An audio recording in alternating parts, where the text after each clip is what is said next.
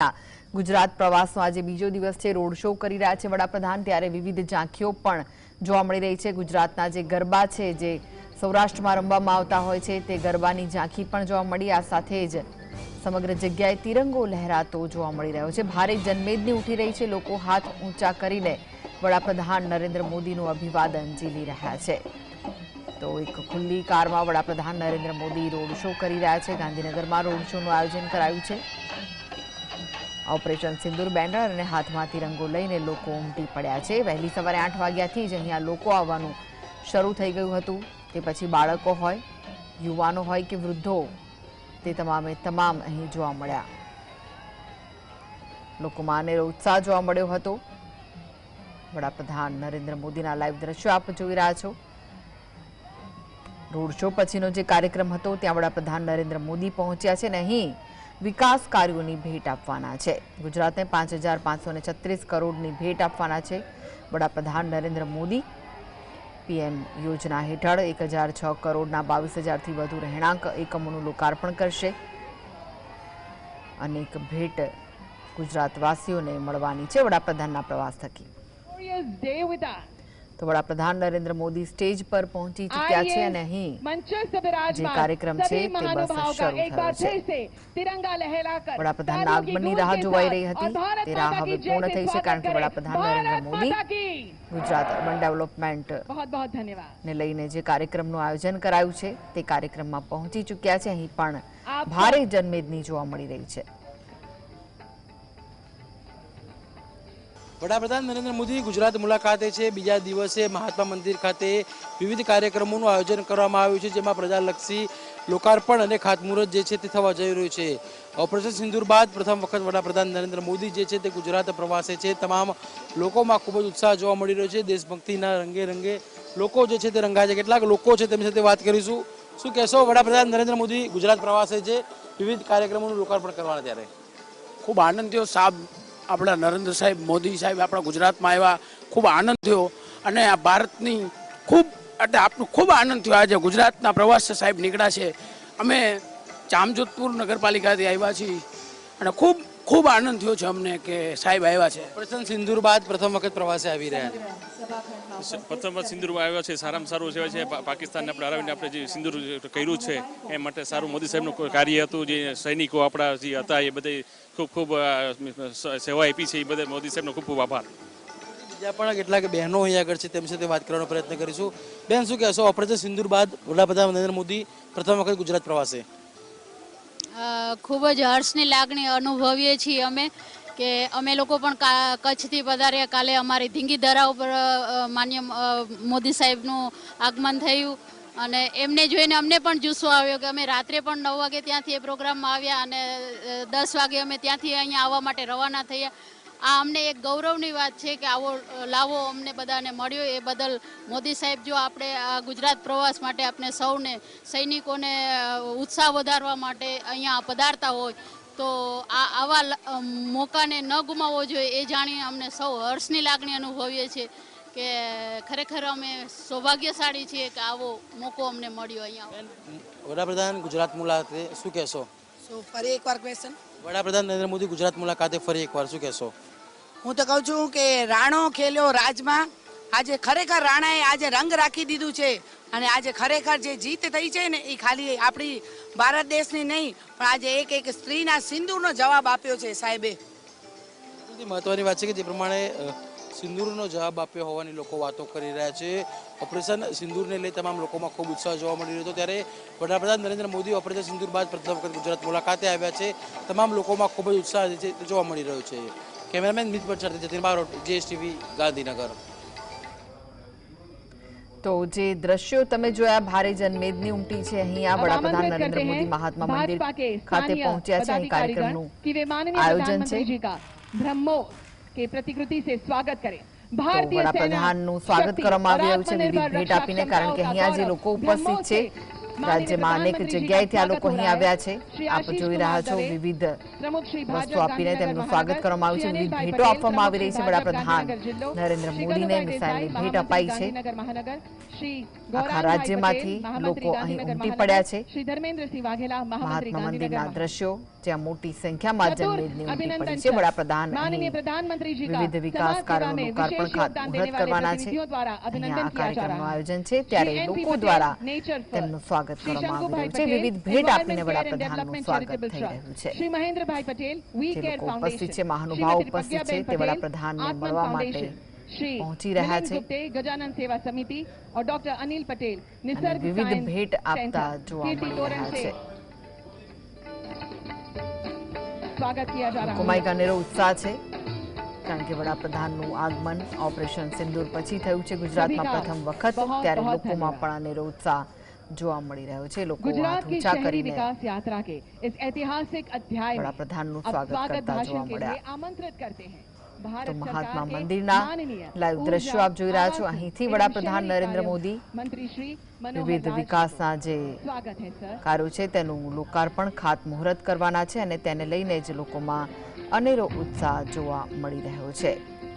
પીએમના હસ્તે 5,536 કરોડના વિકાસની ભેટ મળવાની છે, જેમાં હિમે યોજના હેઠળ 1,006 કરોડના 22,000થી વધુ રહેણાંક એકમોનું લોકાર્પણ થશે।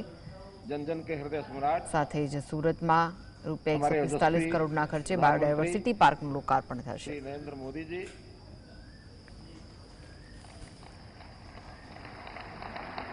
माननीय राज्यपाल श्री आचार्य देवव्रत जी, गुजरात के मुख्यमंत्री श्री भूपेंद्र भाई पटेल जी, केंद्रीय मंत्रिपरिषद में मेरे सहयोगी श्री CR पाटिल जी, मंच पर विराजमान गुजरात मंत्रिमंडल के सभी हमारे मंत्रीगण, शहरों में सभी आवश्यकताएं ये अपने को पूरी करनी है। केंद्रीय ऊर्जा 2047 तक अपने देश की लगभग 50% आबादी अर्थात 87 करोड़ के आसपास आबादी होने का अनुमान है। तो इसलिए अपने आप में शहरी विकास की ओर हम सबका ध्यान जाना चाहिए। हम सब आपके नेतृत्व में पहले जो गली और नाली तक के विकास की बात वहीं तक हम सीमित रहते थे, लेकिन उससे आगे बढ़ करके आपके नेतृत्व में शहरों का जीवंत, स्वाभिमानी और सम्मानजनक जीवन शैली का एक विकास का केंद्र हमारे शहर बने, इस ओर हम प्रयत्न कर रहे हैं। प्रधानमंत्री जी, आपने अनेक आयाम शहरी विकास के खड़े किए हैं पिछले सालों में, जिसके अंदर PMAY शहरी है, अमृत योजना है, स्वच्छ भारत मिशन है और इसी प्रकार मेट्रो, जो बड़े शहर हैं, खास करके 25 लाख से ऊपर की आबादी के मेट्रो, वहां जाल फैलाया जाए। और मुझे आपको बताते हुए खुशी हो रही है कि आज मेट्रो का विस्तार बहुत तेजी से हो रहा है। हमने 1000 किलोमीटर से ज्यादा और सब शहरों में इस मेट्रो का परिचालन ये शुरू करवाया है। दुनिया में तीसरे नंबर पर हम हैं। पहले स्थान पर चाइना, दूसरे स्थान पर USA और तीसरा अगर नंबर आता है तो भारतवर्ष का आता है। लगभग 950 किलोमीटर मेट्रो लाइनें और पाइपलाइन में हैं और आने वाले 2 या 3 वर्षों में हम अमेरिका को भी पछाड़ करके दुनिया में दूसरे स्थान पर पहुंचेंगे। मेट्रो के साथ साथ ई मोबिलिटी, ई बस सेवा, ई वाहन, और वो भी विशेष तौर पर आज जब प्रदूषण से शहर भर रहे हैं तो प्रदूषण को समाप्त करने के लिए ई मोबिलिटी का अपने आप में एक स्थान बना है। ये काम भी बहुत जोरों पर चल रहा है। स्मार्ट सिटी मिशन आपने जो एक कार्यक्रम दिया, जिसके माध्यम से देश के 100 शहरों में और एक स्मार्ट सिटी के नाते से अच्छे प्रयोग, ताकि एक सुंदर शहर बनाए जा सके और उसको रेप्लिकेट करने का काम, उसको दोहराने का काम बाकी शहर भी उसको कर सकें, इस प्रकार का एक कार्यक्रम आपने दिया। PM स्वनिधि और गरीबों के उत्थान के लिए NULM, ताकि लोगों का, गरीब लोगों का जीवन यापन किस प्रकार से ठीक हो, योजना आपने दी। सौंदर्यकरण की विशेष योजनाएं, इसकी ओर भी आपने ध्यान कराया। बहुत से आज भी कुछ प्रोजेक्ट जो है उसका उद्घाटन किया जा रहा है। रूरबन एरिया डेवलपमेंट की जो स्कीम्स हैं, अर्बन चैलेंज फंड है, urban area rurban area infrastructure development fund, इस प्रकार के जो काम हैं वो आपके स्कीम से और हम सब पूरे देश में कर रहे हैं, जिससे शहरी विकास अपने आप में आगे बढ़ रहा है। आज साथियों, आपको याद होगा कि 20 वर्ष पूर्व यहीं पर माननीय प्रधानमंत्री जब गुजरात के मुख्यमंत्री थे, 2005 को गुजरात में शहरी विकास वर्ष ये घोषित किया था और उसी संदर्भ में 20 साल के बाद इस वर्ष को फिर से शहरी विकास वर्ष ये गुजरात में घोषित किया गया है। और उस दिन से लेकर अभी तक जो आधुनिक गुजरात की दिशा में हम आगे बढ़ रहे हैं और भी आगे बढ़ेंगे, तो गुजरात इस विकास का सारे देश को एक रास्ता दिखा रहा है, एक मॉडल इसके माध्यम से हुआ है। इसी प्रकार से आगे बढ़ते हुए शहरीकरण को नया बल देने के उद्देश्य से आज भी बहुत सी योजनाओं का जो उद्घाटन हो रहा है, लगभग 5,536 करोड़ रुपए की योजनाएं प्रधानमंत्री जी के हाथों से आज लोकार्पण और शिलान्यास होगा। इसमें मुख्य जो कार्यक्रम है, प्रधानमंत्री आवास योजना के अंतर्गत 22,000 से अधिक आवास इकाइयां ये आज लोकार्पण किया जा रहा है, जिसमें 1,000 करोड़ रुपए की लागत आएगी। सूरत में कांकरा खाड़ी रिवर बैंक पर अनुपयोगी भूमि को परिवर्तित कर बनाए गए बायोडायवर्सिटी पार्क का लोकार्पण भी आज किया जा रहा है। इसी प्रकार से 1447 करोड़ रुपए की योजनाएं, विभिन्न योजनाएं जामनगर, सूरत, अहमदाबाद, गांधीनगर, जूनागढ़, ये कार्यक्रम भी आज लोकार्पण के लिए किए जा रहे हैं। नगरीय विकास से संबंधी 1347 करोड़ रुपए की अहमदाबाद में साबरमती रिवर फ्रंट फेज 3 का विकास, ये भी आज जो है उसमें शामिल है। इसी प्रकार जल संसाधन विभाग की योजनाएं भी 1860 करोड़ रुपए की, जिसमें बनासकांठा से धराड़ धानेरा पाइपलाइन, जिसका 888 करोड़ रुपए की लागत एक ही योजना की है। इसी प्रकार देवदर लख पाइपलाइन, इसका भी आज जो है लोकार्पण ये किया जा रहा है। अहमदाबाद में आईपीडी ब्लॉक और ओपीडी सेवाओं का शिलान्यास, इसको भी आज किया जा रहा है। 1800 बिस्तर की सुविधा होगी। 500 बिस्तरों वाला संक्रामक रोग अस्पताल भी इसमें शामिल है। इसी प्रकार स्वर्णिम जयंती मुख्यमंत्री शहरी विकास योजना के अंतर्गत आज 3300 करोड़ रुपए के 17 नगर निगमों और 149 नगर पालिकाओं को चेक वितरण किए जाएंगे, ताकि उनकी शक्ति भी बढ़ाई जा सके। माननीय प्रधानमंत्री जी, आपके विकसित भारत 2047 के विजन को सपने को पूरा करने और विकसित भारत के विकसित शहरों के निर्माण में भागीदारी करने के लिए आज हर राज्य में स्थानीय निकायों को सशक्त किया जा रहा है। बहुत शहरों के अंदर उनके विकास के लिए नगर विकास प्राधिकरण बनाए जा रहे हैं।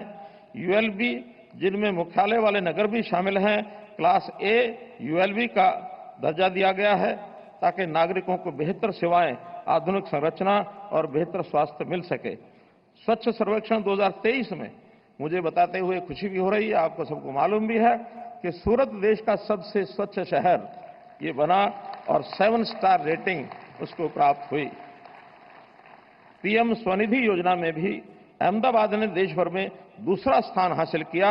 ये उपलब्धियां गुजरात की समावेशी और शहरी विकास की प्रतिबद्धता का प्रमाण है।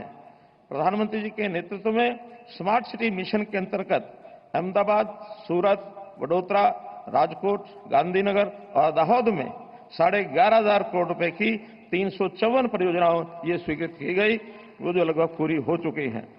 इसके अलावा हमारे शहरों को आपस में जोड़ने वाली और विकास को बुलेट की रफ्तार देने वाली देश की पहली बुलेट ट्रेन ने भी गुजरात को शहरी परिवहन क्षेत्र में अग्रणी राज्य बना दिया है। साथियों, ये सब माननीय प्रधानमंत्री जी की दूरदर्शिता का परिणाम है कि 2 दशक पहले जो काम शुरू किए थे, आज गुजरात की गली मोहल्ले से लेकर नगर, शहर और सबकी विकास यात्रा का साक्षी आज हम बने हैं। इसकी शुरुआत प्रधानमंत्री जी ने की। आपका बहुत बहुत मैं आभार प्रकट करता हूं। मैं आज माननीय प्रधानमंत्री जी आपको विश्वास दिलाता हूं कि विकसित भारत के नक्शे पर नजर आने वाले हमारे शहर भी हर तरह से आधुनिक, विकसित और समृद्ध होंगे और उन्हें विकसित करने की दिशा में हम दिन रात लगे रहेंगे। आज इस मंच से जिन परियोजनाओं का लोकार्पण और शिलान्यास आप कर रहे हैं, वे केवल इमारतें नहीं बल्कि विकसित और समावेशी गुजरात और भारत के निर्माण की नींव है। मैं इसके लिए पुनः आपका बहुत बहुत धन्यवाद करता हूं, आभार व्यक्त करता हूं। बहुत बहुत धन्यवाद। आप सौ पण तिरंगाथी अभिनंदन पाठवी सको छो।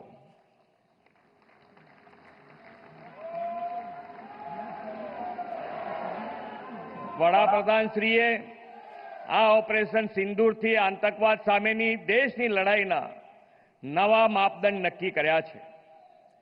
વિકાસની રાજનીતિના પ્રણેતા આદરણીય શ્રી નરેન્દ્રભાઈએ વિકાસ માટે સુરક્ષા અને સમૃદ્ધિ બેયને મહત્વ આપ્યું છે। વડાપ્રધાનશ્રીના નેતૃત્વમાં ભારત વિશ્વની ચોથી સૌથી મોટી આર્થિક મહાસત્તા બની છે। એ માટે પણ આપ સૌ વતી ગુજરાત વતી ખૂબ ખૂબ અભિનંદન પાઠવું છું। ગુજરાત ભાગ્યશાળી છે કે તેમના કુશળ નેતૃત્વનો લાભ અઢી દાયકા કરતા વધુ સમયથી મળતો રહ્યો છે। રાજ્યના સર્વગ્રાહી અને સમૃદ્ધ વિકાસનો પાયો 2001માં શ્રી નરેન્દ્રભાઈએ મુખ્યમંત્રી તરીકેનું સેવા દાયિત્વ સંભાળ્યું ત્યારથી નખાયો છે। શહેરી વિકાસ વર્ષની ઉજવણી પહેલા આપણે ત્યાં નગરપાલિકાઓ મહાનગરપાલિકાઓ પાસે પૂરતા નાણાંના અભાવે વિકાસ કામો અટકી પડતા। નગર એટલે નળ ગટર અને રસ્તા એવા વિકાસ કામો પૂરતો શહેરીકરણનો ખ્યાલ સીમિત હતો। નગરોમાં ગટરના ઢાંકણા બદલવા જેવી નાની બાબતોની વહીવટી સ્વાયત્તા પણ જોઈએ તેટલી નહોતી। રાજકોટ જેવા મોટા શહેરોમાં પણ ટેન્કર રાજ ચાલતું હતું। અંડરગ્રાઉન્ડ ડ્રેનેજ સુએજ ટ્રીટમેન્ટ જેવી સુવિધાઓ નગરો માટે કલ્પના સમાન હતી અને હતી તે પણ પૂરતી ન હતી। નગરપાલિકાઓ શહેરો સુધરાઈ કહેવાતી પણ નગરજનોની સુખાકારી સુવિધાઓમાં સુધારો થાય તેવા કામ ઓછા થતા। શ્રી મોદી સાહેબે શહેરી વિકાસની આખી પરિભાષા તેમના મુખ્યમંત્રી તરીકેના કાર્યકાળમાં બદલી નાખી છે। આજે વડાપ્રધાનશ્રીના માર્ગદર્શન અને પ્રેરણાથી આપણું ગુજરાત શહેરી વિકાસ સહિત સર્વાંગી વિકાસનું રોલ મોડેલ સ્ટેટ બન્યું છે। ગુજરાતના શહેરીકરણને સુવ્યવસ્થિત અને આયોજિત બનાવવા શ્રી નરેન્દ્રભાઈએ દેશમાં પહેલીવાર 2005માં શહેરી વિકાસને સમર્પિત થીમ સાથે શહેરી વિકાસ વર્ષ ઉજવ્યું। 2005ના શહેરી વિકાસ વર્ષનું વિઝન શહેરી વિકાસ કાર્યક્રમનો કાર્યક્ષમ અમલ કરીને સક્રિય જનભાગીદારીથી ગતિશીલ સ્વચ્છ સુંદર શહેરો ડેવલપ કરવાનું હતું। વિકાસની ગતિવિધિમાં જનભાગીદારીને સક્રિયપણે જોડવાની બ્લુપ્રિન્ટ આપીને શહેરોને ઉર્જાવાન બનાવ્યા। નગર મહાનગરોમાં લેક ડેવલપમેન્ટ અંડરબ્રિજ ઓવરબ્રિજ રમતગમતના સાધનો garden development library community hall જેવી સગવડો વિકસાવી અને શહેરી લોકોના જીવન ધોરણ સુવિધાયુક્ત બને તેવા નગર વિકાસના કામોનો નવો અધ્યાય શરૂ થયો। લોકોમાં પણ નગર શહેર પ્રત્યે પોતિકાપણાનો ભાવ જાગે અને નગર સુખાકારીના કામોમાં નવા માપદંડ પ્રસ્થાપિત થાય તેવી નેમ સાકાર થઈ। સિવિક સેન્ટર શરૂ કરાવીને સિટીઝન સેન્ટ્રિક સેવાઓ ઓનલાઈન મળતી થઈ અને ઇઝ ઓફ લિવિંગ વધવાની શરૂઆત થઈ। 2005નું એ શહેરી વિકાસ વર્ષ આજે સસ્ટેનેબલ ડેવલપમેન્ટ સાથેના સ્માર્ટ સિટીનો સંગીન પાયો બન્યો છે। આજે આ 2 દશકામાં પ્રધાનમંત્રીશ્રીના માર્ગદર્શનમાં ગુજરાતે શહેરી જન સુખાકારી અને સુવિધાઓના અનેક પ્રકલ્પો આયામો સફળતાપૂર્વક પાર પાડ્યા છે। પહેલા શહેરી વિકાસના બજેટ માત્ર 3 આંકડામાં બનતા અને તેને આ શહેરી વિકાસને સમર્પિત યોજનાથી ક્રમશઃ વધાર્યું। વડાપ્રધાનશ્રીના માર્ગદર્શનમાં આપણે આ વર્ષે 30,000 કરોડથી વધુ રકમનું બજેટ શહેરી વિકાસ માટે ફાળવ્યું છે। વડાપ્રધાનશ્રીના વિઝનથી આકાર પામેલા gift city dream city Sabarmati riverfront BRTS metro સહિત શહેરોને આગવી ઓળખ અપાવતા આઇકોનિક પ્રોજેક્ટ ગુજરાતના આધુનિક શહેરીકરણની ઓળખ બની ગયા છે। વડાપ્રધાનશ્રી તરીકેનું શાસન દાયિત્વ સંભાળ્યું ત્યારથી આદરણીય શ્રી મોદી સાહેબે દેશના શહેરી ક્ષેત્રોની કાયાપલટ કરવાનો યજ્ઞ આદર્યો છે। ગુજરાતને તો ડબલ એન્જિન સરકારના બેવડા લાભ શહેરી વિકાસના કામો માટે પણ મળ્યા છે। નાના નગરોના વિકાસ માટે વડાપ્રધાનશ્રીએ શરૂ કરાવેલા અમૃત યોજનામાં ગુજરાતને અત્યાર સુધી 3600 કરોડ રૂપિયા અને સ્માર્ટ સિટી અંતર્ગત 6 શહેરોમાં 1753 કરોડ રૂપિયા મળ્યા છે. પ્રધાનમંત્રી આવાસ યોજનામાં શહેરી ક્ષેત્રમાં 9.66 લાખ જેટલા આવાસો મંજૂર થયા છે અને 9 લાખ જેટલા પરિપૂર્ણ પણ થઈ ગયા છે. 2025ના શહેરી વિકાસ વર્ષમાં આદરણીય વડાપ્રધાનશ્રીના માર્ગદર્શનમાં લોકોના હેપીનેસ ઇન્ડેક્સને ઊંચો લઈ જઈ અર્નિંગ વેલ લિવિંગ વેલને પ્રોત્સાહન આપવું છે. આ ઉપરાંત 5536 કરોડ રૂપિયાના 27 જેટલા વિકાસ કામોની ભેટ પણ તેમના વરદ હસ્તે આપણને મળવાની છે. વડાપ્રધાન શ્રી નરેન્દ્રભાઈ મોદીના નેતૃત્વમાં આ અમૃતકાળ દેશના વિકાસ માટેનો અમૃતકાળ છે. આ અમૃતકાળમાં વિકસિત ભારત 2047 માટે વિકસિત ગુજરાતનું નિર્માણ કરવું છે. આપણા નગરો હરિયાળા અને સ્વચ્છ બને, સસ્ટેનેબલ ડેવલપમેન્ટ સાથે સ્માર્ટ સિટીઝ બને તેવા નિર્ધાર આ શહેરી વિકાસ વર્ષમાં સૌ સાથે મળીને પાર પાડીશું તેવો વિશ્વાસ વડાપ્રધાનશ્રીને આપીને વિરમું છું. ભારત માતા કી જય. વંદે માતરમ. જય જય ગરવી ગુજરાત. માનનીય મુખ્યમંત્રી શ્રી, આપનો હૃદયથી આભાર માનીએ છીએ.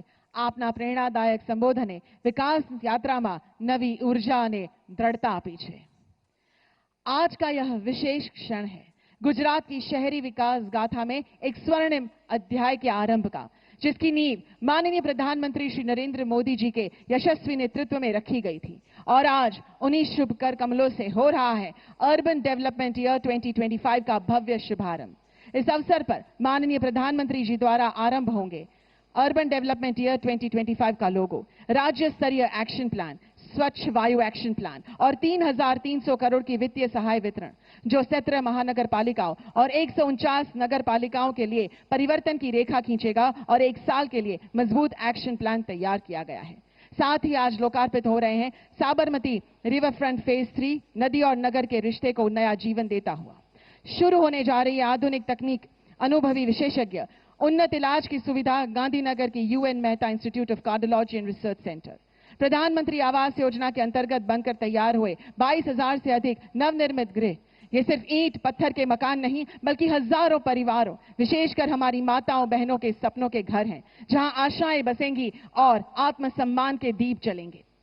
सदैव जनसेवा और जल सेवा को प्राथमिकता देने वाले माननीय प्रधानमंत्री जी आज थराद धानेरा दियोदर लाखाणी पाइपलाइन और अमृत 2.0 अंतर्गत बोटाद, खेड़ा, महमदाबाद, धंधुका, नडियाद, हिरपुरा बैरेज का खातमुहूर्त एवं लोकार्पण करेंगे. 1800 बेड वाली अहमदाबाद सिविल हॉस्पिटल असारवा संक्रामक रोगों से लेकर आपातकालीन स्थिति एवं हर रोग में मरीजों की सेवा के लिए सुसज्ज होगी. वाइल्ड वैली बायोडायवर्सिटी पार्क सूरत प्रकृति के संग जीने की प्रेरणा देगा तथा राज्य भर में सड़क भवन निर्माण के कार्य हैं जो विकास की एकता के मार्ग बनते हैं. इन सभी परियोजनाओं के माध्यम से एक समृद्ध, स्वस्थ और सक्षम गुजरात से लेकर विकसित भारत के सपने को साकार करने की दिशा में हम एक और महत्वपूर्ण कदम बढ़ा रहे हैं. अब हम सादर आमंत्रित करते हैं माननीय प्रधानमंत्री श्री नरेंद्र मोदी जी को कि कृपया रिमोट के माध्यम से 5536 करोड़ के विकास योजनाओं का लोकार्पण, खातमुहूर्त एवं ऐलान गुजरात से पूरे भारत की शहरी विकास गाथा में एक और स्वर्णिम अध्याय जोड़े.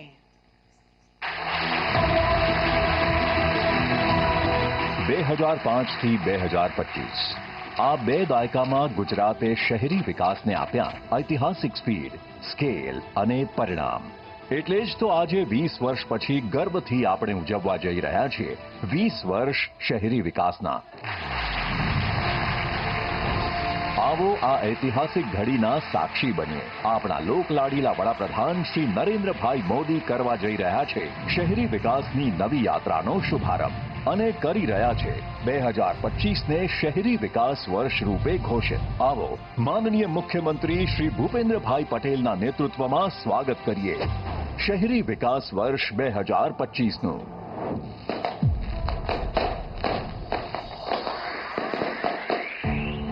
રાઉન્ડ ધ યર ચાલનારા આ સેલિબ્રેશન માટે પ્રસ્તુત છે ગુજરાત સરકારનો મહત્વાકાંક્ષી અર્બન ડેવલપમેન્ટ એક્શન પ્લાન. આ પ્લાન 6 પિલર પર આધારિત છે.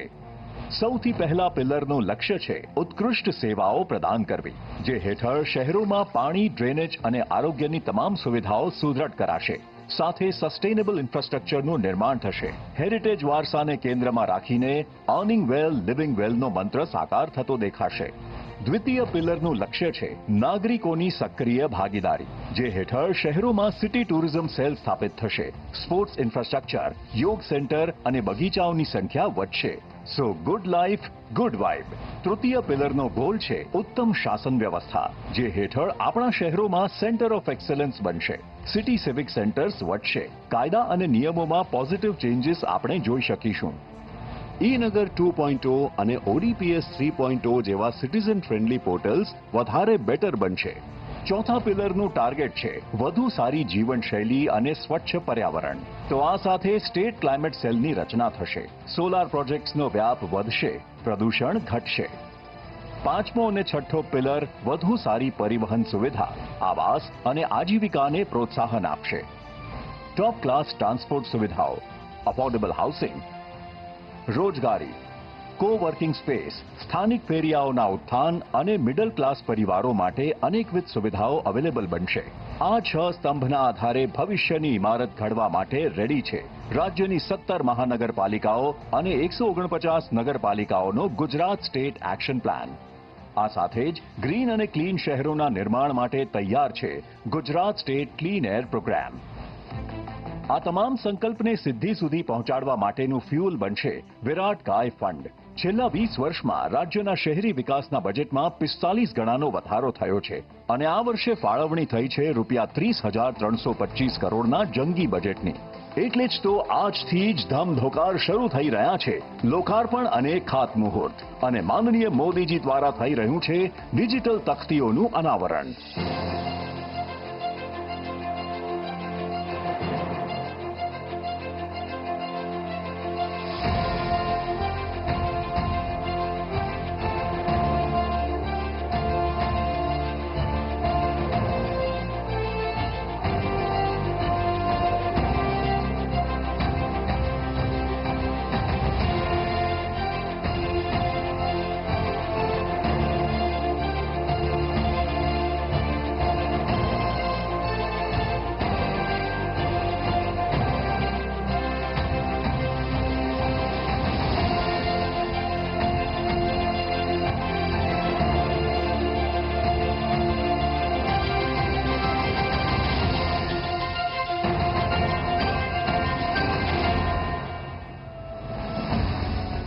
આજે સ્વર્ણિમ જયંતિ મુખ્યમંત્રી શહેરી વિકાસ યોજના હેઠળ 17 મહાનગરપાલિકાઓ અને 149 નગરપાલિકાઓને પ્રથમ હપ્તાની ચૂકવણી રૂપે ₹3300 કરોડની ગ્રાન્ટ ફાળવવામાં આવી રહી છે.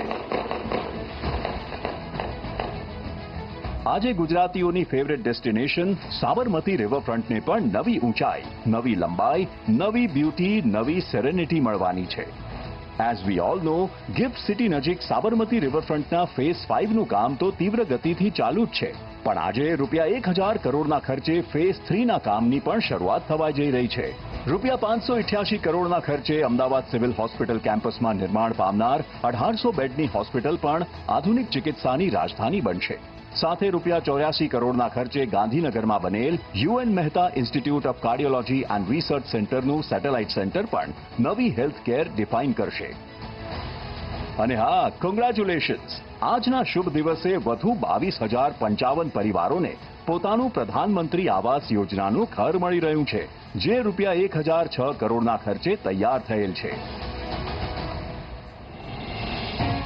આજે સુરતમાં બાયોડાયવર્સિટી પાર્ક શહેરવાસીઓ માટે તૈયાર છે અને સાથે અન્ય શહેરોમાં પાણી પુરવઠા તેમજ ગટર વ્યવસ્થા સુધારના મિશન પણ ₹788 કરોડના ખર્ચે સફળ બનાવાઈ રહ્યા છે. આજના દિવસે મહેસાણાના હીરાપુર બેરેજથી આજુબાજુના અનેક ગામોની જળ સુવિધાઓમાં વધારો થવા જઈ રહ્યો છે. સાથે બનાસકાંઠા અને છોટાઉદેપુર જિલ્લાના પાઇપલાઇન અને રબર ડેમના અનેક પ્રકલ્પોનું પણ ખાતમુહૂર્ત થઈ રહ્યું છે. ₹1862 કરોડના આ કામ લાખો લોકો માટે જળ સુવિધાઓ વધુ સુસજ્જ બનાવવા જઈ રહ્યા છે. બધાઈ હો પાટણ! પાટણમાં પણ ₹37 કરોડના ખર્ચે નવી કલેક્ટર કચેરીનું નિર્માણ થશે. અને મુબારકભાઈ, ગાંધીનગર અને બનાસકાંઠા, તમારા રોડ રસ્તાનું પણ ₹171 કરોડના ખર્ચે અપગ્રેડેશન થશે. આ તમામ કાર્યોને સફળ બનાવવા આજે રૂપિયા 1859 કરોડના કાર્યોનું લોકાર્પણ અને રૂપિયા 3677 કરોડના ખાતમુહૂર્ત થવા જઈ રહ્યા છે. ટોટલ રૂપિયા 5536 કરોડના આ પ્રોજેક્ટ્સથી બનાવાશે આપણા ગુજરાતને cool like ice and full of life. આયોજનબદ્ધ શહેરીકરણ માટેનું આ આખું ફ્યુચરિસ્ટિક પ્લાનિંગ સાયન્ટિફિકલી નિષ્ણાંતો સાથે હાઈ લેવલ કમિટી બનાવીને થઈ રહ્યું છે. એટલે જ તો વિશ્વાસ છે જ્યારે વિકસિત ભારતના શહેરોનું નિર્માણ થશે ત્યારે ગુજરાતના આ એક્શન પ્લાનની નોંધ સુવર્ણ અક્ષરોમાં લેવાશે અને અર્બન પ્લાનર્સને હંમેશા માટે યાદ રહેશે શહેરી વિકાસ વર્ષ 2025. तालियों गुंजारा साथे આપણે આભાર માનીએ છીએ माननीय प्रधानमंत्री जी नो. यह गुजरात के सतत स्वच्छ और समावेशी शहरी विकास की दिशा में एक निर्णायक कदम है. अब इस महत्वपूर्ण अवसर पर जब गुजरात अपने शहरी विकास की एक नई ऊंचाई को स्पर्श कर रहा है, हम सभी अत्यंत गौरवान्वित हैं कि हमारे बीच उपस्थित हैं भारत के यशस्वी नेतृत्वकर्ता, दूरदृष्टा और परिवर्तन के अग्रदूत माननीय प्रधानमंत्री श्री नरेंद्र मोदी जी. गुजरात की विकास यात्रा में उनके निरंतर मार्गदर्शन, उनकी प्रतिबद्धता और सर्वजन हिताय की भावना ने हमेशा हमें दिशा दिखाई है. आइए तालियों की गूंज के साथ स्वागत करें भारत के यशस्वी प्रधानमंत्री माननीय श्री नरेंद्र मोदी जी का और सादर अनुरोध करें कि कृपया अपने प्रेरणादायक उद्बोधन द्वारा हम सभी को मार्गदर्शन दें.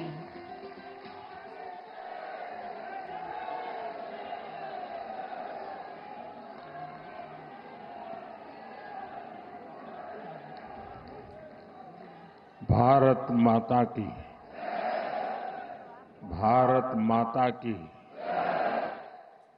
કેમ આ તિરંગા બધા નીચે આવી ગયા?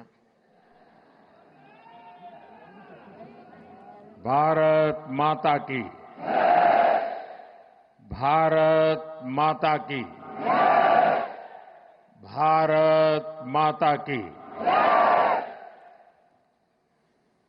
मंच पर विराजमान गुजरात के गवर्नर आचार्य देवव्रत जी,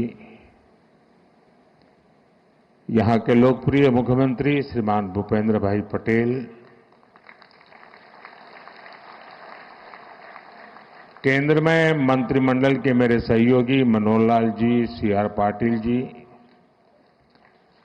गुजरात सरकार के अन्य मंत्रीगण, सांसदगण, विधायकगण और गुजरात के कोने कोने से यहां उपस्थित मेरे प्यारे भाई और बहनों,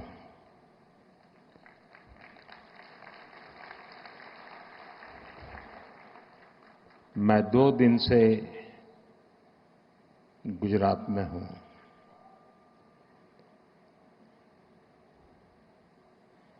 कल मुझे वडोदरा, दाहोद, भूज, अहमदाबाद और आज सुबह सुबह गांधीनगर, मैं जहां जहां गया ऐसा लग रहा है देशभक्ति का ज्वार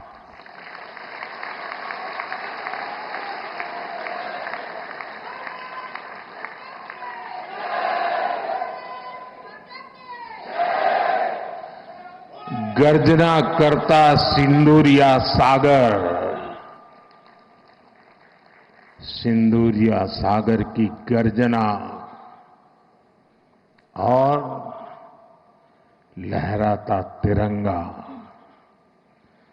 जन मन के हृदय में मातृभूमि के प्रति अपार प्रेम, एक ऐसा नजारा था, एक ऐसा दृश्य था. और ये सिर्फ गुजरात में नहीं, हिंदुस्तान के कोने कोने में है.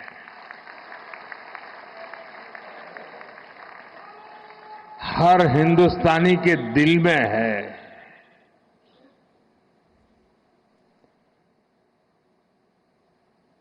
शरीर कितना ही स्वस्थ क्यों न हो, लेकिन अगर एक कांटा चुभता है तो पूरा शरीर परेशान रहता है। अब हमने तय कर लिया है उस कांटे को निकाल के रहेंगे।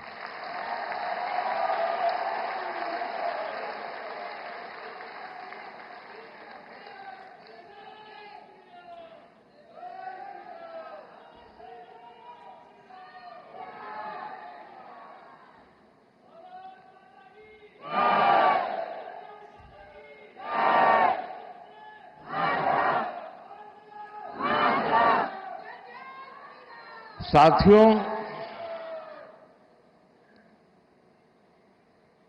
1947 में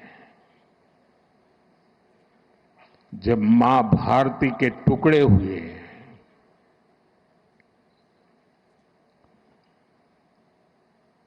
कटनी चाहिए थी तो जंजीरें, लेकिन काट दी गई भुजाएं। देश के 3 टुकड़े कर दिए गए।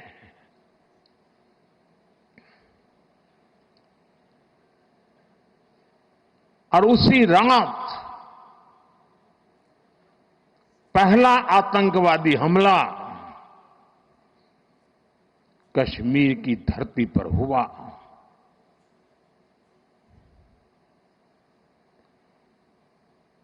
मां भारती का एक हिस्सा आतंकवादियों के बलबूते पर, मुजाहिदों के नाम पर पाकिस्तान ने हड़प ले लिया।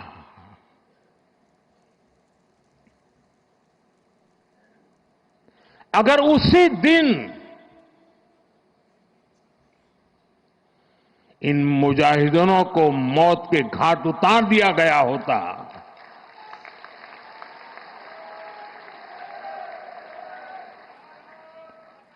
और सरदार पटेल की इच्छा थी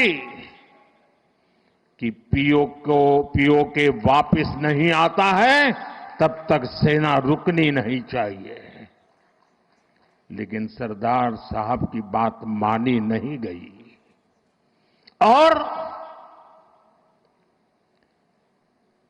ये मुजाहिदीन जो लहू चख गए थे, वो सिलसिला 75 साल से चला है। पहलगाम में भी उसी का विकृत रूप था। 75 साल तक हम जेलते रहे और पाकिस्तान के साथ जब युद्ध का नौबत आई, तीनों बार भारत की सैन्य शक्ति ने पाकिस्तान को धूल चटा दी।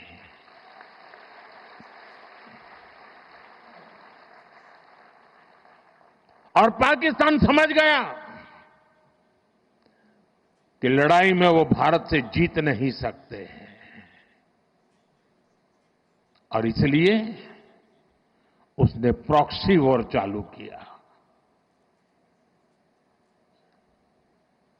सैन्य प्रशिक्षण होता है, सैन्य प्रशिक्षित आतंकवादी भारत भेजे जाते हैं और निर्दोष निहत्थे लोग, कोई यात्रा करने गया है, कोई बस में जा रहा है, कोई होटल में बैठा है, कोई टूरिस्ट बन के जा रहा है, जहां मौका मिला वे मारते रहे, मारते रहे, मारते रहे और हम सहते रहे। आप मुझे बताइए, क्या ये अब सहना चाहिए? क्या गोली का जवाब गोले से देना चाहिए? ईंट का जवाब पत्थर से देना चाहिए, ये कांटे को जल मुर्द से उखाड़ देना चाहिए।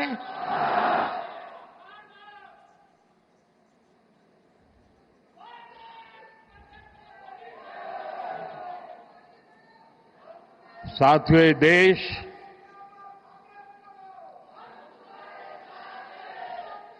उस महान सांस्कृतिक परंपरा को लेकर के चला है, वसुधैव कुटुंबकम। ये हमारे संस्कार है, ये हमारा चरित्र है, सदियों से हमने इसे जिया है। हम पूरे विश्व को एक परिवार मानते हैं। हम अपने पड़ोसियों का भी सुख चाहते हैं, वे भी सुख चैन से जिए, हमें भी सुख चैन से जीने दे।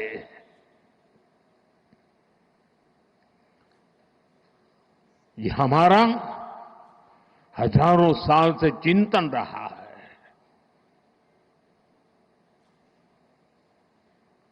लेकिन जब बार बार हमारे सामर्थ्य को ललकारा जाए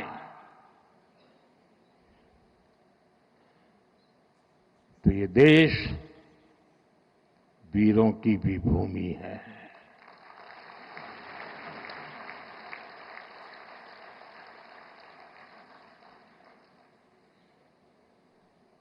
आज तक जिसे हमें प्रॉक्सी वॉर कहते थे,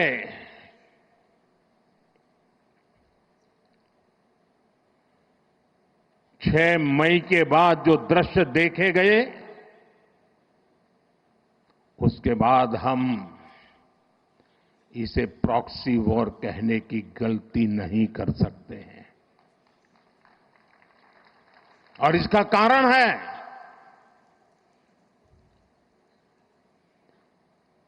जब आतंकवाद के 9 ठिकाने तय करके 22 मिनट में, साथियों 22 मिनट में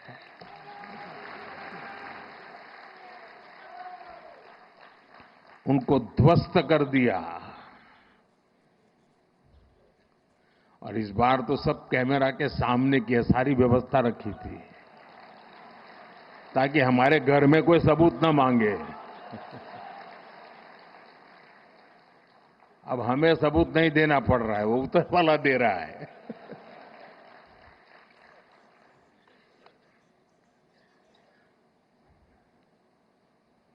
और मैं इसलिए कहता हूं अब ये प्रॉक्सी वॉर नहीं कह सकते इसको, क्योंकि जो आतंकवादियों के जनाजे निकले 6 मई के बाद, जिनका कत्ल हुआ, उस जनाजे को स्टेट ऑनर दिया गया पाकिस्तान में। उनके कॉफिन पे पाकिस्तान के झंडे लगाए गए, उनकी सेना ने उनको सैल्यूट दी। ये सिद्ध करता है कि आतंकवादी गतिविधि ये प्रॉक्सी वॉर नहीं है, ये आपकी सोची समझी युद्ध की रणनीति है। आप वॉर ही कर रहे हैं तो उसका जवाब भी वैसे ही मिलेगा।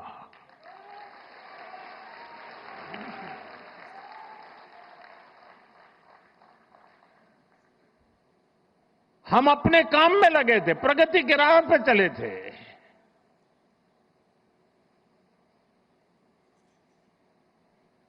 हम सबका भला चाहते हैं और मुसीबत में मदद भी करते हैं।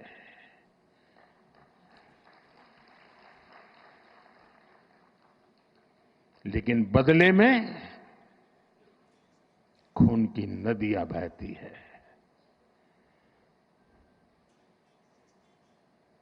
मैं नई पीढ़ी को कहना चाहता हूं,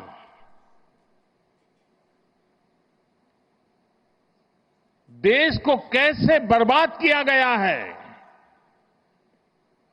1960 में जो इंडस वाटर ट्रीटी हुई है, अगर उसकी बारीकी में जाएंगे तो आप चौंक जाएंगे।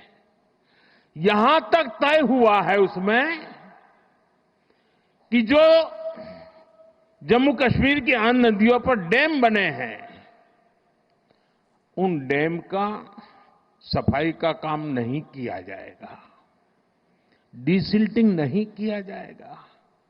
सफाई के लिए जो नीचे की तरफ गेट है वो नहीं खोले जाएंगे। 60 साल तक ये गेट नहीं खोले गए और जिसमें 100% पानी भरना चाहिए था, धीरे धीरे इसकी कैपेसिटी कम हो गई, 2%, 3% रह गया। क्या मेरे देशवासियों को पानी पर अधिकार नहीं है क्या? उनको उनके हक का पानी मिलना चाहिए, नहीं मिलना चाहिए क्या? और अभी तो मैंने कुछ ज्यादा किया नहीं है।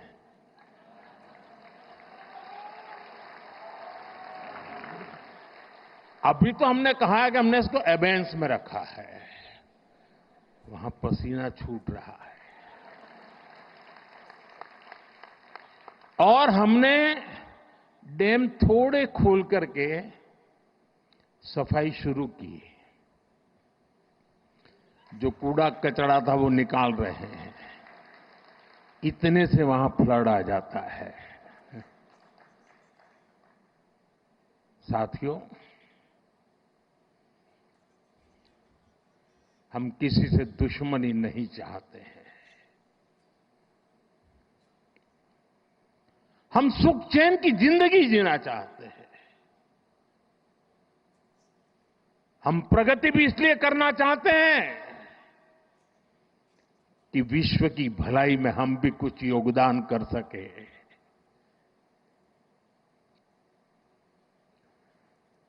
और इसीलिए हम एक निष्ठ भाव से कोटि कोटि भारतीयों के कल्याण के लिए प्रतिबद्धता के साथ काम कर रहे हैं। कल 26 मई था। 2014 में 26 मई मुझे पहली बार देश के प्रधानमंत्री के रूप में शपथ लेने का। हमने कोरोना से लड़ाई लड़ी, हमने पड़ोसियों से भी मुसीबतें झेली, हमने प्राकृतिक आपदा भी झेली। इन सब के बावजूद भी इतने कम समय में हम 11 नंबर की इकोनॉमी से 4 नंबर की इकोनॉमी पहुंच गए।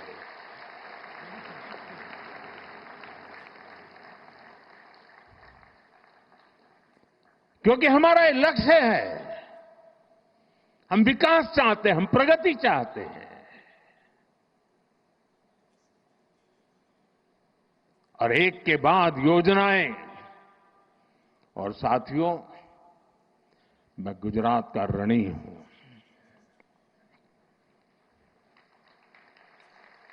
इस मिट्टी ने मुझे बड़ा किया है।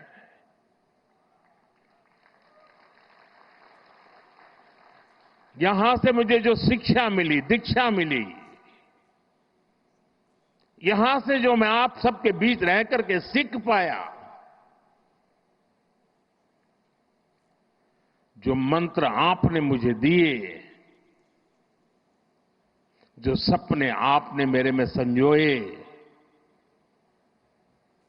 मैं उसे देशवासियों के काम आए इसके लिए कोशिश कर रहा हूं।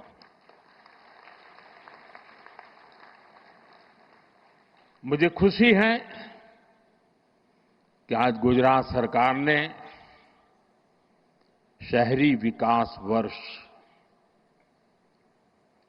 2005 में इस कार्यक्रम को किया था, 20 वर्ष मनाने का। और मुझे खुशी इस बात की हुई कि 20 साल के शहरी विकास की यात्रा का जयगान करने का कार्यक्रम नहीं बनाया। गुजरात सरकार ने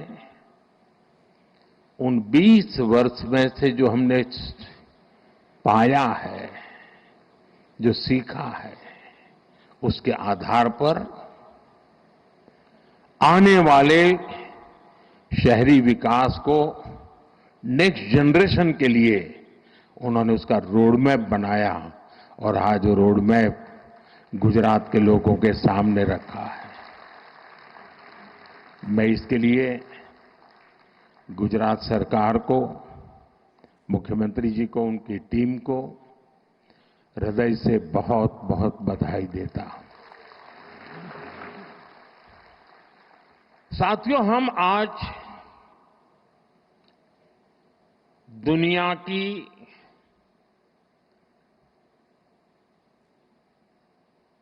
चौथी इकोनॉमी बने हैं। किसी को भी संतोष होगा कि अब जापान को भी पीछे छोड़ करके हम आगे निकल गए। और मुझे याद है, हम जब 6 से 5 बने थे तब देश में और ही उमंग था, बड़ा उत्साह था, खास करके नौजवानों में। और उसका कारण ये था कि 250 साल तक जिन्होंने हम पर राज किया था ना, उस यूके को पीछे छोड़ करके हम 5 बने थे। लेकिन अब 4 बनने का आनंद जितना होना चाहिए उससे ज्यादा 3 कब बनोगे इसका दबाव बढ़ रहा है। अब देश इंतजार करने को तैयार नहीं है, और अगर कोई ने इंतजार करने के लिए कहा तो पीछे से नारा आता है, मोदी है तो मुमकिन है।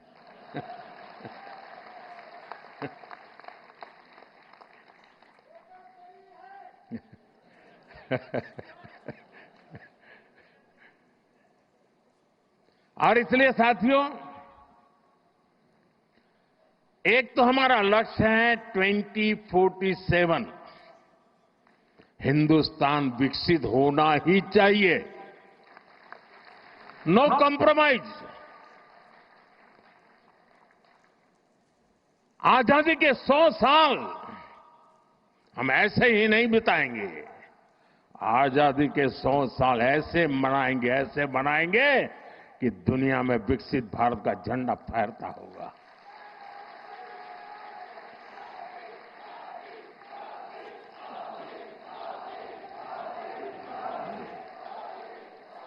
आप कल्पना कीजिए, 1920, 25, 30, 40, 42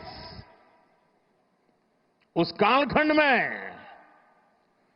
चाहे भगत सिंह हो, सुखदेव हो, राजगुरु हो, नेताजी सुभाष बाबू हो, वीर सावरकर हो, श्यामजी कृष्ण वर्मा हो, महात्मा गांधी हो, सरदार पटेल हो, इन सब ने जो भाव पैदा किया था और देश के जन मन में आजादी की ललक न होती, आजादी के लिए जीने मरने की प्रतिबद्धता न होती,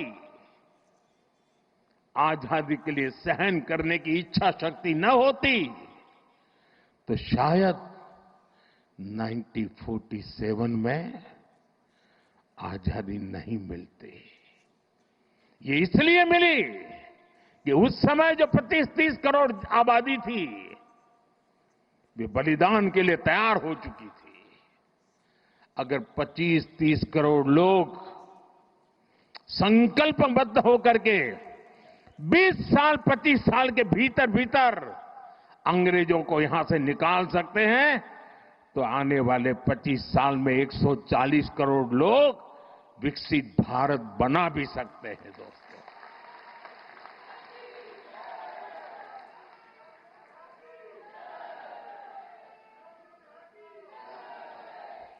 और इसलिए 2030 में जब गुजरात के 75 वर्ष होंगे, मैं समझता हूं कि हमने अभी से 30 में होंगे ना, नहीं 35 में, 35 में जब गुजरात के 75 वर्ष होंगे, हमने अभी से नेक्स्ट 10 ईयर का पहले एक प्लान बनाना चाहिए कि जब गुजरात के 75 होंगे तब गुजरात यहां पहुंचेगा, उद्योग में यहां होगा, खेती में यहां होगा, शिक्षा में यहां होगा, खेलकूद में यहां होगा। हमें एक संकल्प ले लेना चाहिए और जब गुजरात 75 का हो, उसके 1 साल के बाद जो ओलंपिक होने वाला है, देश चाहता है कि वो ओलंपिक हिंदुस्तान में हो।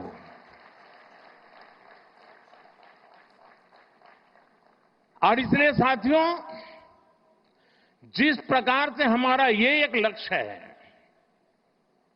कि हम जब गुजरात के 75 साल हो जाए, और आप देखिए जब गुजरात बना उस समय के अखबार निकाल दीजिए, उस समय की चर्चाएं निकालिए, क्या चर्चाएं होती थी कि गुजरात महाराष्ट्र से अलग होकर क्या करेगा, गुजरात के पास क्या है,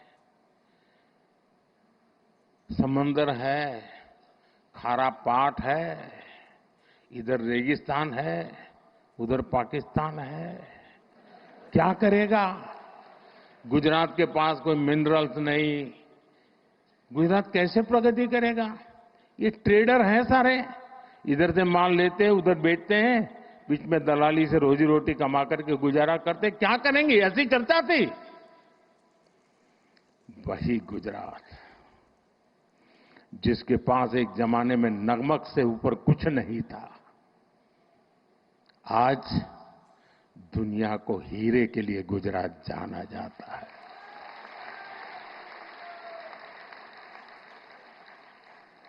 कहां नमक, कहां हीरे, ये यात्रा हमने काटी है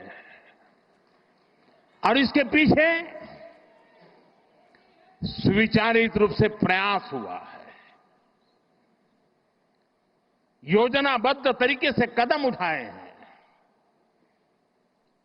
हमारे यहां आमतौर पर गवर्नेंस के मॉडल की चर्चा होती है कि सरकार में साइलोज ये सबसे बड़ा संकट है, एक डिपार्टमेंट दूसरे से बात नहीं करता है, एक टेबल वाला दूसरे टेबल वाले से बात नहीं करता है, ऐसी चर्चा होती है। कुछ मात्रा में सही भी होगा, लेकिन उसका कोई सॉल्यूशन है क्या? मैं आज आपको बैकग्राउंड बताता हूं। ये शहरी विकास वर्ष अकेला नहीं, हमने उस समय हर वर्ष को किसी न किसी एक विशेष काम के लिए डेडिकेट करते थे। जैसे 2005 में शहरी विकास वर्ष मना गया, एक साल ऐसा था जब हमने कन्या शिक्षा के लिए डेडिकेट किया था, एक वर्ष ऐसा था जो हमने पूरा टूरिज्म के लिए डेडिकेट किया था। इसका मतलब ये नहीं कि बाकी सब काम बंद करते थे, लेकिन सरकार के सभी विभागों को उस वर्ष अगर फॉरेस्ट डिपार्टमेंट है तो उसको भी अर्बन डेवलपमेंट में वो कंट्रीब्यूट क्या कर सकता है, हेल्थ विभाग है तो अर्बन डेवलपमेंट ईयर में कंट्रीब्यूट क्या कर सकता है, जल संरक्षण मंत्रालय है तो वो अर्बन डेवलपमेंट में क्या कंट्रीब्यूट कर सकता है, टूरिज्म डिपार्टमेंट है तो वो अर्बन डेवलपमेंट में क्या कंट्रीब्यूट कर सकता है। यानी एक प्रकार से whole of the government approach, इस भूमिका से ये वर्ष मना। और आपको याद होगा जब हमने टूरिज्म ईयर बनाया तो पूरे राज्य में, उसके पहले गुजरात में टूरिज्म की कल्पना ही कोई नहीं कर सकता, विशेष प्रयास किया गया। उसी समय एड कैंपेन चलाया, कुछ दिन को गुजारो गुजरात में, एक एक चीज उसमें से निकली, उसी में से रणोत्सव निकला, उसी में से स्टैच्यू ऑफ यूनिटी बना, उसी में से आज सोमनाथ का विकास हो रहा है, गिर का विकास हो रहा है, अंबाजी का विकास हो रहा है, एडवेंचर स्पोर्ट्स आ रही हैं, यानी एक के बाद एक चीजें डेवलप होने लगी। वैसे ही जब अर्बन डेवलपमेंट ईयर बनाया, और मुझे याद है मैं राजनीति में नया नया आया था और कुछ समय के बाद हम अहमदाबाद म्युनिसिपल कॉरपोरेशन सबसे पहले जीते। तब तक हमारे पास एक राजकोट म्युनिसिपैलिटी हुआ करती थी, तब वो कॉरपोरेशन नहीं थी। और हमारे एक प्रहलाद भाई पटेल थे, पार्टी के बड़े वरिष्ठ नेता थे, बहुत ही इनोवेटिव थे, नई नई चीजें सोचना उनका स्वभाव था। मैं नया राजनीति में आया था तो प्रहलाद भाई एक दिन आए मिलने के लिए। उन्होंने कहा ये हमें जरा, उस समय चिमन भाई पटेल की सरकार थी, तो हमने चिमन भाई और भाजपा के लोग छोटे पार्टनर थे, तो हमने चिमन भाई को मिलकर के समझाना चाहिए कि ये जो लाल बस अहमदाबाद की है उसको जरा अहमदाबाद के बाहर जाने दिया जाए। तो उन्होंने मुझे समझाया। फिर मैं और प्रहलाद भाई चिमन भाई को मिलने गए। हमने बहुत माथापच्ची की। हमने कहा ये सोचने जैसा है कि लाल बस अहमदाबाद के बाहर गोरा, गुमा, लांभा, उधर नरोड़ा की तरफ आगे, देहगाम की तरफ, इधर कलोल की तरफ आगे, उधर साणंद की तरफ आगे, उसको जाने देना चाहिए, ट्रांसपोर्टेशन का विस्तार करना चाहिए। तो सरकार के जैसे सचिवों का स्वभाव रहता है, यहां बैठे हैं सारे, उस समय वाले तो रिटायर हो गए। एक बार एक कांग्रेसी नेता को पूछा गया था कि देश की समस्याओं का समाधान करना है तो 2 वाक्य में बताइए। कांग्रेस के एक नेता ने जवाब दिया था, वो मुझे आज भी अच्छा लगता है। ये कोई 40 साल पहले की बात है। उन्होंने कहा देश में 2 चीजें होनी चाहिए, एक पॉलिटिशियंस ना कहना सीखे और ब्यूरोक्रेट हाँ कहना सीखे। तो मुझे सारी समझ होगा, पॉलिटिशियन किसी को ना नहीं कहता और ब्यूरोक्रेट किसी को हाँ नहीं कहता। तो उस समय चिमन भाई के पास गए तो उन्होंने पूछा सबसे, हम दोबारा गए, तीसरी बार गए, नहीं एसटी को नुकसान हो जाएगा, एसटी को कमाई बंद हो जाएगी, एसटी बंद पड़ जाएगी, एसटी घाटे में चल रही है, लाल बस वहां नहीं भेज सकते, मगर बहुत दिन चला। 3-4 महीने तक हमारी माथापच्ची चली। खैर हमारा दबाव इतना था कि आखिर लाल बस को लांबा, गोरा, गुमा ऐसा एक्सटेंशन मिला। उसका परिणाम है कि अहमदाबाद का विस्तार तेजी से उधर साणंद की तरफ हुआ, इधर देहगाम की तरफ हुआ, उधर कलोल की तरफ हुआ, उधर अहमदाबाद की तरफ हुआ। तो अहमदाबाद पर जो प्रेशर एकदम तेजी से बढ़ने वाला था, उसमें स्टेजी आए, बच गए। छोटी सी बात थी। तब जाकर के, मैं तो उस समय राजनीति में नया था, मुझे कोई ज्यादा इन चीजों को मैं जानता भी नहीं था, लेकिन तब समझ में आता था कि हम तत्कालीन लाभ से ऊपर उठ करके सचमुच में राज्य की और राज्य के लोगों की भलाई के लिए हिम्मत के साथ, लंबी सोच के साथ चलेंगे तो बहुत लाभ होगा। और मुझे याद है जब अर्बन डेवलपमेंट ईयर मनाया तो पहला काम आया ये एंक्रोचमेंट हटाने का। अब जब एंक्रोचमेंट हटाने की बात आती तो सबसे पहले रुकावट बनता है पॉलिटिकल आदमी, किसी भी दल का, वो आके खड़ा हो जाता है क्योंकि उसका लगता है मेरे वोटर है, तुम तोड़ रहे हो। और अफसर लोग भी बड़े चतुर होते हैं, जब उनको कहते हैं कि ये सब तोड़ना है तो पहले जाकर को हनुमान जी का मंदिर तोड़ते हैं। तो ऐसा तूफान खड़ा हो जाता है कि कोई भी पॉलिटिशियन डर जाता है, उसको लगता है ये हनुमान जी का मंदिर तोड़ दिया हो। हमने बड़ी हिम्मत दिखाई। उस समय हमारे आईके शायद अर्बन मिनिस्टर थे, और उसका परिणाम ये आया कि रास्ते चौड़े होने लगे तो जिसका 2 फुट 4 फुट कटता था वो चिल्लाता था, लेकिन पूरा शहर खुश हो जाता था। इसमें एक स्थिति ऐसी बनी, बड़ी इंटरेस्टिंग है। अब मैंने तो 2005 अर्बन डेवलपमेंट ईयर घोषित कर दिया, उसके लिए कोई 80-90 पॉइंट निकाले थे, बड़े इंटरेस्टिंग पॉइंट है। तो पार्टी से ऐसे ही मेरी बात हुई थी कि भाई ऐसा एक अर्बन डेवलपमेंट ईयर होगा, जरा सफाई वगैरह के कामों में सबको जुड़ना पड़ेगा सब। लेकिन जब ये तोड़ना शुरू हुआ तो मेरी पार्टी के लोग आए, ये बड़ा सीक्रेट बता रहा हूं मैं।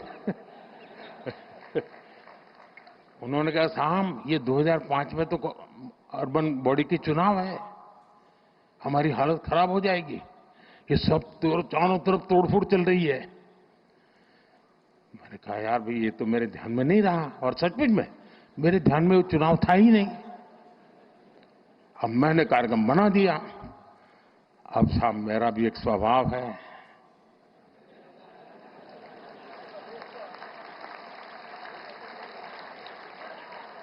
हम तो बचपन से पढ़ते आए हैं डगलू भरू के ना हटबू। तो मैंने कहा देखिए भाई आपकी चिंता सही है, लेकिन अब पीछे नहीं हट सकते। अब तो ये अर्बन डेवलपमेंट ईयर होगा, हार जाएंगे चुनाव क्या है, जो भी होगा। हम किसी का बुरा करना नहीं चाहते, लेकिन गुजरात में शहरों का रूप रंग बदलना बहुत जरूरी है। साथियों हम लोग लगे रहे, काफी विरोध भी हुआ, काफी आंदोलन हुए, बहुत परेशानी हुई। यहां मीडिया वालों को भी बड़ा मजा आ गया कि मोदी अब शिकार आ गया हाथ में, तो वो भी बड़ी तुरी ताकत से लग गए थे। और उसके बाद जब चुनाव हुआ, देखिए मैं राजनेताओं को कहता हूं, मैं देश भर के राजनेता मुझे सुनते हैं तो देखना कहना था, अगर आपने सदनिष्ठा से ईमानदारी से लोगों की भलाई के लिए निर्णय करते, तत्कालीन भले बुरा लगे लोग साथ चलते हैं। और उस समय जो चुनाव हुआ 90% विक्ट्री बीजेपी की हुई थी, 90%। यानी लोग जो मानते हैं कि जनता ये नहीं किया। और मुझे याद है अभी ये जो यहां अटल ब्रिज बना है ना, तो मुझे ये साबरमती रिवर फ्रंट पे, तो पता नहीं क्यों मुझे उद्घाटन के लिए बुलाया था। कई कार्यक्रम थे तो मैंने कहा चलो भी हम भी देखने जाते, तो मैं जरा वो अटल ब्रिज पर टहलने गया, तो वहां मैंने देखा कुछ लोगों ने पान की पिचकारियां लगाई थी। अभी तो उद्घाटन होना था, लेकिन कार्यक्रम हो गया था। तो मेरा दिमाग, मैंने कहा इस पर टिकट लगाओ। तो ये सारे लोग आ गए, साहब चुनाव है, उसके बाद चुनाव था, मुझे टिकट नहीं लगा सकते। मैंने कहा टिकट लगाओ वरना ये तुम्हारा अटल ब्रिज बेकार हो जाएगा। फिर मैं दिल्ली गया, मैंने दूसरे दिन फोन करके पूछा, मैंने कहा क्या हुआ टिकट लगाने का। एक दिन भी बिना टिकट नहीं चलना चाहिए। साथियों खैर मेरा मान सम्मान रखते हैं सब लोग, आखिरकार हमारे लोगों ने ब्रिज पर टिकट लगा दिया। आज टिकट भी हुआ, चुनाव भी जीते दोस्तों, और वो अटल ब्रिज चल रहा है। मैंने कांकेरिया का पुनर्निर्माण का कार्यक्रम लिया, उसको टिकट लगाया, तो कांग्रेस ने बड़ा आंदोलन किया, कोर्ट में चले गए। लेकिन वो छोटा सा प्रयास पूरे कांकेरिया को बचा के रखा हुआ है, और आज समाज का हर वर्ग बड़े सुख चैन से वहां जाता है। कभी कभी राजनेताओं को बहुत छोटी चीजें डर जाते हैं। समाज विरोधी नहीं होता है, उसको समझाना होता है, वो सहयोग करता है और अच्छे परिणाम भी मिलते हैं। देखिए शहरी विकास की एक एक चीज इतनी बारीकी से बनाई गई, और उसी का परिणाम था। और मैं आपको बताता हूं, ये जो अब मुझ पर दबाव बढ़ने वाला है, और शुरू हो गया कि मोदी ठीक है 4 नंबर तो पहुंच गए, बताओ 3 कब पहुंचोगे। इसकी एक जड़ी बूटी आपके पास है। अब जो हमारे ग्रोथ सेंटर हैं वो अर्बन एरियाज है। हमें अर्बन बॉडीज को इकोनॉमी के ग्रोथ सेंटर बनाने का प्लान करना होगा। अपने आप जनसंख्या के कारण वृद्धि होती चले, ऐसे शहर नहीं हो सकते हैं। शहर आर्थिक गतिविधि के तेज तर्रार केंद्र होने चाहिए। और अब तो हमने टियर 2, टियर 3 सिटी पे भी बल देना चाहिए और वो इकोनॉमी एक्टिविटी के सेंटर बनने चाहिए। और मैं तो पूरे देश की नगरपालिका, महानगरपालिका के लोगों को कहना चाहूंगा, अर्बन बॉडी से जुड़े हुए सब लोगों से कहना चाहूंगा कि वे टारगेट करें कि एक साल में उस नगर की इकोनॉमी कहां से कहां पहुंचाएंगे, वहां की अर्थव्यवस्था का कद कैसे बढ़ाएंगे, वहां जो चीजें मैन्युफैक्चर हो रही हैं उसमें क्वालिटी इंप्रूव कैसे करेंगे, वहां नए नए इकोनॉमिक एक्टिविटी के रास्ते कौन से खोलेंगे। ज्यादातर मैंने देखा नगर पालिकाएं जो नई नई बनती है तो क्या करते हैं, एक बड़ा शॉपिंग सेंटर बना देते हैं। पॉलिटिशियनों को भी जरा सूट करता है, वो 30-40 दुकानें बना देंगी और 10 साल तक लेने वाला नहीं आता है। इतने से काम नहीं चलेगा।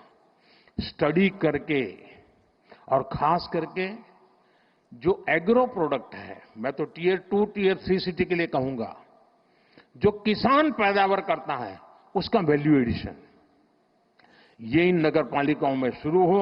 आसपास से खेती की चीजें आए, उसमें से कुछ वैल्यू एडिशन हो, गांव का भी भला होगा, शहर का भी भला होगा। उसी प्रकार से आपने देखा होगा इन दिनों स्टार्टअप में भी आपको ध्यान में आया होगा कि पहले स्टार्टअप बड़े शहर के बड़े उद्योग घरानों के आसपास चलते थे। आज देश में करीब 2 लाख स्टार्टअप है और ज्यादातर टियर 2, टियर 3 सिटी में है। और इसमें भी गर्व की बात है कि उसमें काफी नेतृत्व हमारी बेटियों के पास है, बेटियों के पास है। स्टार्टअप की लीडरशिप बेटियों के हाथ में है। ये एक बहुत बड़ी क्रांति की संभावनाओं को जन्म देता है। और इसलिए मैं चाहूंगा कि अर्बन डेवलपमेंट ईयर के जब 20 साल मना रहे हैं और एक सफल प्रयोग को हम याद करके आगे की दिशा तय करते हैं, तब हम टियर 2, टियर 3 सिटी को भी बल दें। शिक्षा में भी टियर 2, टियर 3 सिटी काफी आगे रहा। इस तरह देख लीजिए, पहले एक जमाना था कि 10th और 12th के रिजल्ट आते थे तो जो नामी स्कूल्स रहते थे बड़े, उसी के बच्चे फर्स्ट 10 में होते थे। इन दिनों शहरों की बड़ी बड़ी स्कूलों का नामो निशान नहीं होता है। टियर 2, टियर 3 सिटी की स्कूल के बच्चे पहले 10 में आते हैं। देखा होगा आपने, गुजरात में भी यही हो रहा है। इसका मतलब यह हुआ कि हमारे छोटे शहरों के पोटेंशियल, उसकी ताकत बढ़ रही है। खेल का देखिए, पहले क्रिकेट देखिए आप, क्रिकेट तो हिंदुस्तान में हर गली मोहल्ले में खेला जाता है, लेकिन बड़े शहर के बड़े रहीशी परिवारों से ही खेलकूद क्रिकेट अटका हुआ था। आज सारे खिलाड़ी में से आधे से ज्यादा खिलाड़ी टियर 2, टियर 3 सिटी गांव के बच्चे हैं जो खेल में इंटरनेशनल खेल खेल करके कमाल करते हैं। यानी हम समझे कि हमारे शहरों में बहुत पोटेंशियल है।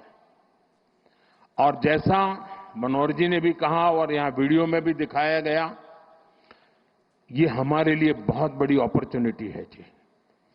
4 में से 3 नंबर की इकोनॉमी के पहुंचने के लिए हम हिंदुस्तान के शहरों की अर्थव्यवस्था पर अगर फोकस करेंगे तो हम बहुत तेजी से वहां भी पहुंच पाएंगे। साथियों, ये गवर्नेंस का एक मॉडल है। दुर्भाग्य से हमारे देश में एक ऐसे इकोसिस्टम ने जमीनों में अपनी जड़ें ऐसी जमाई हुई है कि इस भारत के सामर्थ्य को हमेशा नीचा दिखाने में लगी है।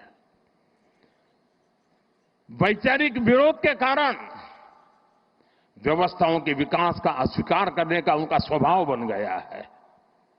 व्यक्ति के प्रति पसंद नापसंद के कारण उसके द्वारा की गई हर काम को बुरा बता देना एक फैशन का तरीका चल पड़ा है और उसके कारण देश की अच्छी चीजों का नुकसान हुआ है। ये गवर्नेंस का एक मॉडल है। अब आप देखिए, हमने शहरी विकास पर तो बल दिया, लेकिन वैसा ही जब मुझे आपने दिल्ली भेजा तो हमने एस्पिरेशनल डिस्ट्रिक्ट, एस्पिरेशनल ब्लॉक के विचार किया कि हर राज्य में एकाध जिला, एकाध तहसील ऐसी होती हैं जो इतना पीछे होता है कि वो स्टेट की सारी एवरेज को पीछे खींच ले जाता है। आप जंप लगा ही नहीं सकते, वो बेड़ियों की तरह होता है। मैंने कहा पहले इन बेड़ियों को तोड़ना है, और देश में 100 के करीब एस्पिरेशनल डिस्ट्रिक्ट उनको आइडेंटिफाई किया गया। एक 40 पैरामीटर से देखा गया कि यहां क्या जरूरत है। अब 500 ब्लॉक्स आइडेंटिफाई किए हैं। Whole of the government approach के साथ फोकस किया गया, यंग अफसरों को लगाया गया, फुल टेन्योर के साथ काम करे ऐसा लगाया। आज दुनिया के लिए एक मॉडल बन चुका है, और जो डेवलपिंग कंट्रीज है उनको भी लग रहा है कि हमारे यहां विकास के इस मॉडल की ओर हमें चलना चाहिए। हमारा एकेडमिक वर्ल्ड भारत के इन प्रयास और सफल प्रयासों के विषय में सोचे, और जब एकेडमिक वर्ल्ड इस पर सोचता है तो दुनिया के लिए भी वो एक अनुकरणीय उदाहरण के रूप में काम आता है। साथियों, आने वाले दिनों में टूरिज्म पर हमें बल देना चाहिए। गुजरात ने कमाल करके दिया है जी। कोई सोच सकता है कच्छ के रेगिस्तान में जहां कोई जाने का नाम नहीं लेता था, वहां आज जाने के लिए बुकिंग नहीं मिलता है, बुकिंग नहीं मिलता है। चीजों को बदला जा सकता है। दुनिया का सबसे बड़ा ऊंचा स्टैच्यू, ये अपने आप में अद्भुत है। मुझे बताया गया कि वड़नगर में जो म्यूजियम बना है, कल मुझे एक यूके के एक सज्जन मिले थे, उन्होंने कहा कि मैं वड़नगर का म्यूजियम देखने गया। ये इंटरनेशनल लेवल में इतने ग्लोबल स्टैंडर्ड का वो म्यूजियम बना है, और भारत में काशी जैसे बहुत कम जगह हैं कि जो अविनाशी है, जो कभी भी मृतप्राय नहीं हुए, जहां हर पल जीवन रहा है, उसमें एक वड़नगर है जिसमें 2800 साल तक के सबूत मिले। अभी हमारा काम है कि वो इंटरनेशनल टूरिस्ट मैप पर कैसे आए। हमारा लोथल, जहां हम एक म्यूजियम बना रहे हैं, मैरीटाइम म्यूजियम, 5000 साल पहले मैरीटाइम में दुनिया में हमारा डंका बजता था। धीरे धीरे हम भूल गए। लोथल उसका जीता जागता उदाहरण है। लोथल में दुनिया का सबसे बड़ा मैरीटाइम म्यूजियम बन रहा है। आप कल्पना कर सकते हैं कि इन चीजों का कितना लाभ होने वाला है। और इसलिए मैं कहता हूं, 2005 का हुए समय था जब पहली बार गिफ्ट सिटी के आइडिया को कंसीव किया गया, और मुझे याद है शायद हमने इसका लॉन्चिंग टैगोर हॉल में किया था। तो उसके बड़े बड़े जो हमारे मन में डिजाइन थी, उसके चित्र लगाए थे। तो मेरे अपने ही लोग पूछ रहे थे, ये होगा? इतने बड़े बिल्डिंग टावर बनेंगे? मुझे बराबर याद है। यानी जब मैं उसका मैप वगैरह और उसका प्रेजेंटेशन दिखाता था केंद्र के कुछ नेताओं को, तो वो भी मुझे कह रहे भारत जैसे देश में क्या कर रहे हो तुम। मैं सुनता था। आज वो गिफ्ट सिटी, हिंदुस्तान का हर राज्य कह रहा है कि हमारे यहां भी एक गिफ्ट सिटी होना चाहिए। साथियों, एक बार कल्पना को करते हुए उसको जमीन पर, धरातल पर उतारने का अगर हम प्रयास करें तो कितने बड़े अच्छे परिणाम मिल सकते हैं, ये हम भली भांति देख रहे हैं। वही कालखंड था, रिवर फ्रंट को कंसीव किया। वही कालखंड था जब दुनिया का सबसे बड़ा स्टेडियम बनाने का सपना देखा, पूरा किया। वही कालखंड था दुनिया का सबसे ऊंचा स्टैच्यू बनाने के लिए सोचा, पूरा किया। भाइयों बहनों, एक बार हम मान के चले, हमारे देश में पोटेंशियल बहुत है, बहुत सामर्थ्य है। साथियों, मुझे पता नहीं क्यों निराशा जैसी चीज मेरे मन में आती ही नहीं है।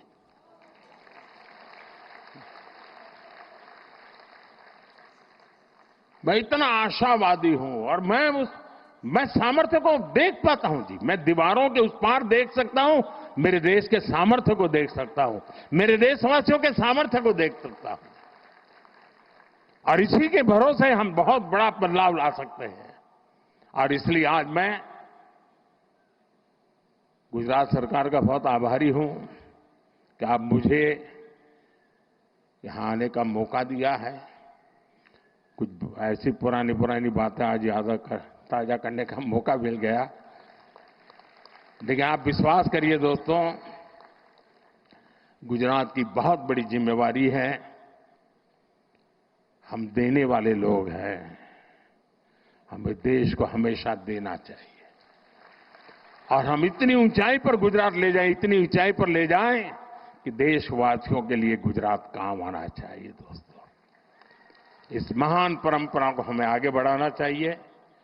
मुझे विश्वास है गुजरात एक नए सामर्थ्य के साथ,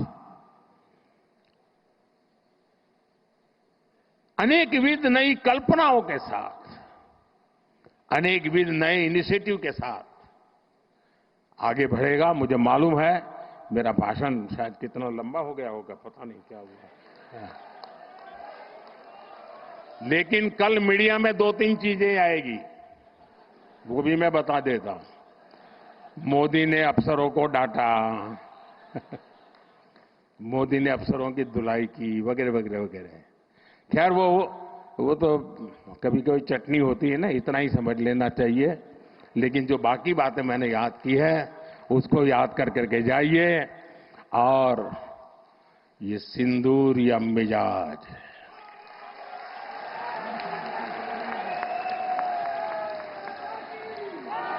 ये सिंदूरिया स्पिरिट, दोस्तों 6 मई की रात ऑपरेशन सिंदूर सैन्य बल से प्रारंभ हुआ था, लेकिन अब ये ऑपरेशन सिंदूर जन बल से आगे बढ़ेगा। और जब मैं सैन्य बल और जन बल की बात करता हूं, तब ऑपरेशन सिंदूर जन बल का मतलब मेरा होता है जन जन देश के विकास के लिए भागीदार बने, दायित्व संभालें। हम इतना तय कर लें कि 2047 जब भारत की आजादी के 100 साल होंगे, विकसित भारत बनाने के लिए तत्काल भारत की इकोनॉमी को 4 नंबर से 3 नंबर पर ले जाने के लिए अब हम कोई विदेशी चीज का उपयोग नहीं करेंगे। हम गांव-गांव व्यापारियों को शपथ दिलवाएं, व्यापारियों का कितना ही मुनाफा क्यों ना हो, आप विदेशी माल नहीं बेचोगे। लेकिन दुर्भाग्य देखिए, गणेश जी भी विदेश से आ जाते हैं। छोटी आंख वाले गणेश जी आएंगे, गणेश जी की आंख भी नहीं खुल रही है। होली रंग छिड़कना है, बोले विदेशी। हमें पता था, आप भी अपने घर जाकर के सूची बनाना। सचमुच में ऑपरेशन सिंदूर के लिए एक नागरिक के नाते मुझे एक काम करना है।